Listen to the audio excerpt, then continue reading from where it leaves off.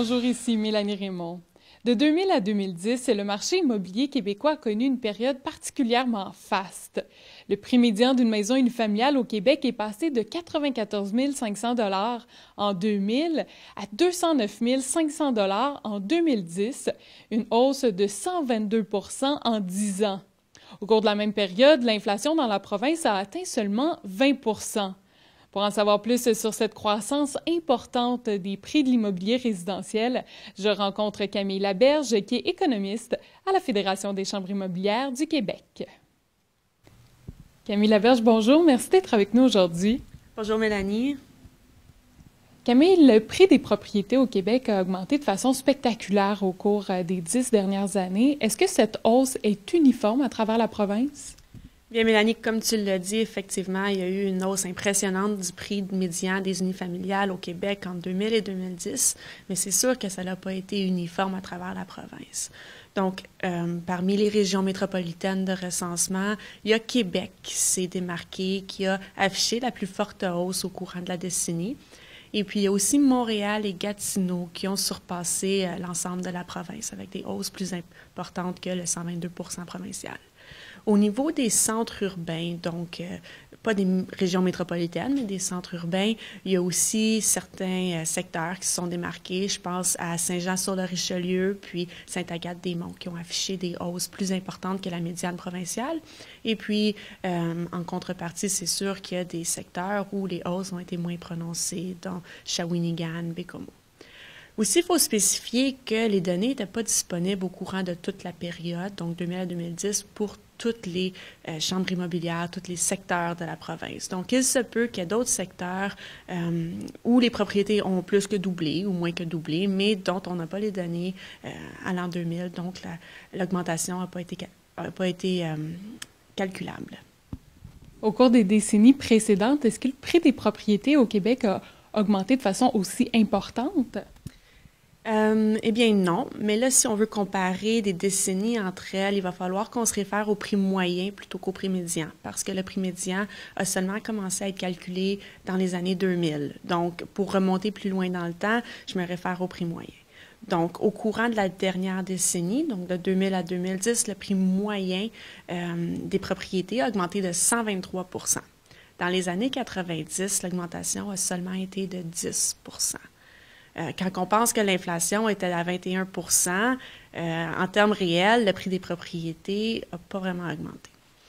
Dans les années 80, l'augmentation des propriétés, le prix moyen a augmenté de 107 %, donc un peu plus que doublé.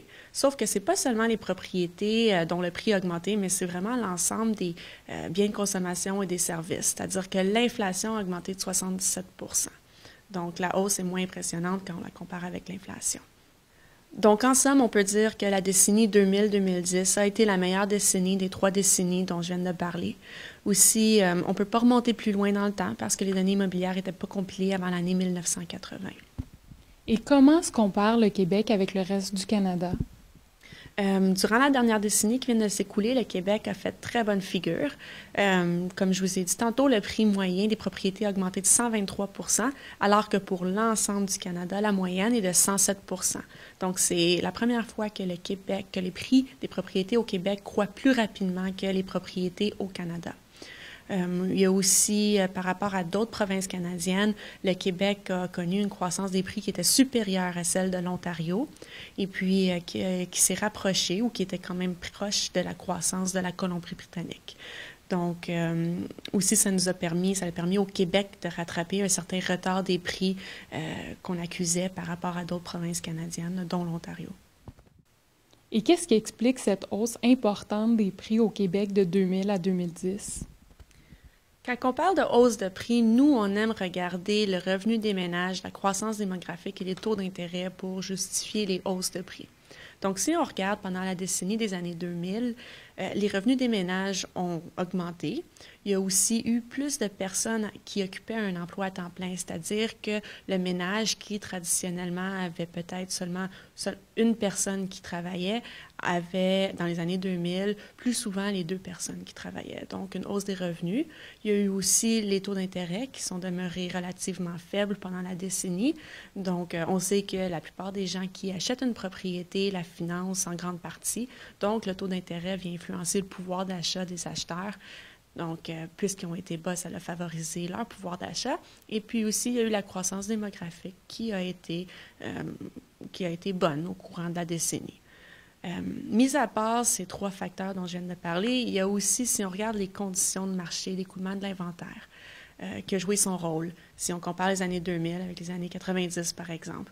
Donc, en moyenne, pendant les années 2000, le marché était plus serré que durant les années 90. Donc, il y avait plus d'acheteurs par vendeur en proportion que pendant les années 90. Et cette hausse spectaculaire des prix de l'immobilier au Québec de 2000 à 2010, est-ce que c'est pas la preuve que les propriétés sont moins abordables aujourd'hui? Non. Ce qu'il faut dire à propos de l'abordabilité, c'est qu'elle fluctue beaucoup à travers le temps. On ne peut pas dire que les années 2000 ou les années 90 ont été marquées par une abordabilité quelconque. Ce qu'on peut dire, si on se fie à l'indice d'abordabilité Desjardins, c'est qu'en 2010, les propriétés au Québec étaient un peu moins abordables qu'il y a 10 ans, à l'an 2000, mais par contre étaient plus abordables qu'il y a 20 ans, en 1990. Aussi, c'est pas les prix des propriétés qui font varier l'abordabilité, c'est pas uniquement, les prix des propriétés qui font varier l'indice d'abordabilité, il y a aussi les taux d'intérêt qui sont responsables d'une grande part des fluctuations de l'abordabilité. Et puis, malgré que les maisons étaient moins abordables au Québec à la fin des années 2010, le Québec demeure un des marchés les plus abordables au Canada. Camille Laberge, merci beaucoup pour ces explications. Ça m'a fait plaisir, Mélanie. La hausse du prix des propriétés de 2000 à 2010 a donc permis au Québec de rattraper en partie le retard de prix qu'il accuse sur d'autres provinces canadiennes, comme l'Ontario. Pour plus d'informations sur le sujet, je vous invite à lire le plus récent mot de l'économiste, qui est paru dans le dernier Fenêtre sur le marché, que vous trouverez dans la section publication de l'Extranet, réservée aux membres. Ici Mélanie Raymond, à la prochaine!